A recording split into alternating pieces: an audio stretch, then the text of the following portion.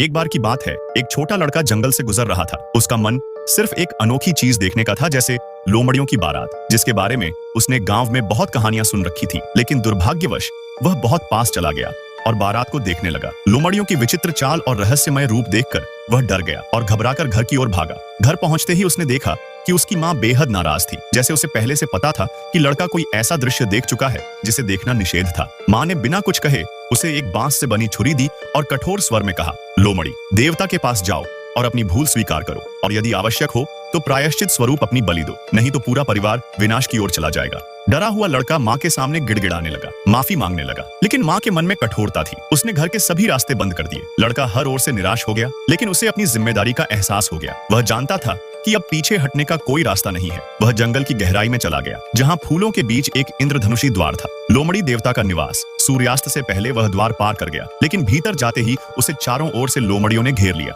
उनका घेरा खतरनाक था, पर उन्होंने उस पर हमला नहीं किया। कुछ ही पलों में लोमड़ियों का राजा वहां पहुंचा। उसकी आंखों में गुस्सा था और बोला, तुमने हमारी पवित्र शादी में विघ्न डाला, तो अब या तो तुम खुद को समाप्त करो या अपने पूरे परिवार को खोने के लिए तैयार रहो। लड़का कांप उठा और डर के मारे रो पड़ा, लेकिन तभी एक शांत आवाज आई, राजकुमारी की। वह राजा की बेटी थी और उसके चेहरे पर करुणा थी। उसने कहा, यह बच्चा है, यह खुद चल कर आया है। पश्चाताप के भाव से इसकी नीयत साफ है और यह माफी मांगने आया है। यह अपने साथ क्षमा का प्रतीक भी लाया है। राजा कुछ पल चुप रहा, उसकी आंखें नरम हो गई। फिर उसने सिर हिलाया और बोला, यदि इसकी मंशा सच्ची है तो हम क्षमा करते हैं।